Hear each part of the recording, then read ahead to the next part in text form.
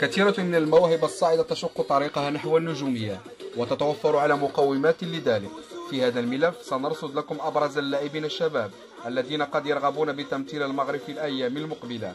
منير الحدادي البالغ من العمر 22 سنة، لاعب برشلونة والمعار حاليا لنادي ديبورتيفو ألافيس، عبر في وقت سابق عن رغبته في تمثيل منتخب إسبانيا، الأمر الذي تحقق بعدما قرر اللاعب مع الماتادور، لكن مشاركته مع الإسبان لم تتجاوز 15 دقيقة فقط، وبالضبط في مباراة مقدونيا عام 2014.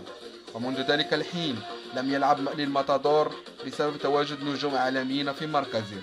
اللاعب الشاب يرغب في إنقاذ مساره الدولي، وعبر عن رغبته في حمل قميص الأسود من جديد، الأمر الذي تطلب من الجامعة التدخل لتسوية ملفه لدى الفيفا، والذي خلق نقاشا واسعا بين الجماهير المغربية. منهم من يعارض حمل منير لقميص الأسود لأنه قد سبق وأن رفض دعوة الجامعة الملكية وفضل قميص إسبانيا، ومنهم من يرحب بفكرة عودة منير للأسود لأنه يعتبر مغربيا ولاعبا مهما يحتاجه المنتخب في المونديال، خصوصا أن مركز الهجوم ما زال يؤرق بال المدرب هيرفي رونالد. لكن قوانين الحالية للفيفا واضحة تماما، فمن يلعب ولو دقيقة مع المنتخب الأول لبلد ما في مباراة رسمية لا يمكن أن يرتدي قميص بلد آخر مهما كان، وهذه هي المشكلة التي تواجه الكثير من اللاعبين من ذوي الجنسيات المزدوجة. أيمن بركوك لاعب انتريخت فرانكفورت الألماني، يبلغ من العمر 19 سنة.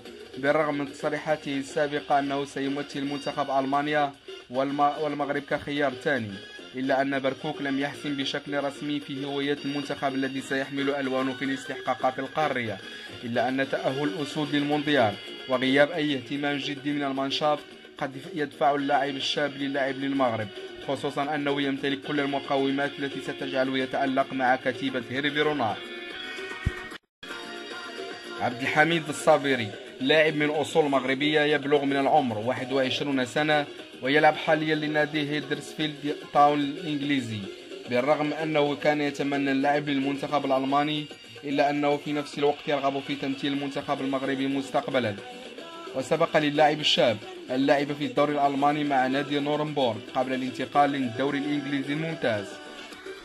أمين فاسي موهبة تشق طريقها بقوة في الليغ 2 مع نانسي الفرنسي، بالرغم أن سنه لا يتجاوز 19 سنة، ولكنه يعتبر من بين أحسن لاعبي خط الوسط الدرجة الثانية، ووقع أول عقد احترافي مع ناديه هذا الموسم. بالرغم من رغبة الفرنسيين في إلحاقه بالدياكا، إلا أن اللاعب عبر أكثر من مرة عن رغبته في تمثيل منتخب المغرب، ومع تأهله لكأس العالم 2018 بروسيا سيعزز من حظوظه أكثر. وتجدر الإشارة أن نادي نانسي يوجد على رأس الأندية الفرنسية التي تقدم لاعبين مغاربة لعالم الاحتراف، حيث مر به أسماء وازنة كعبد السلام ودو، يوسف حجي، ميكائيل كريستيان باسير، مرورا بعاطف شحشوح، مانويل داكوستا ويوسف عيد بن ناصر، والقائمة طويلة. ماتيو كاندوزي بالرغم من أن العديد من التقارير الفرنسية أكدت أن لاعب فريق لوريون الفرنسي اختار تمثيل المنتخب الفرنسي على حساب الأسود، إلا أن لا شيء رسمي لحد الآن، مما يفتح من جديد إمكانية الكندوزي للعب للمنتخب المغربي، خصوصا بعد تأهله لكأس العالم بروسيا. وتجدر إشارة أن اللاعب الكندوزي صاحب 17 سنة يلعب مع المنتخب الفرنسي للشباب، ولم يسبق له أن حمل القميص الأول للمنتخب الفرنسي.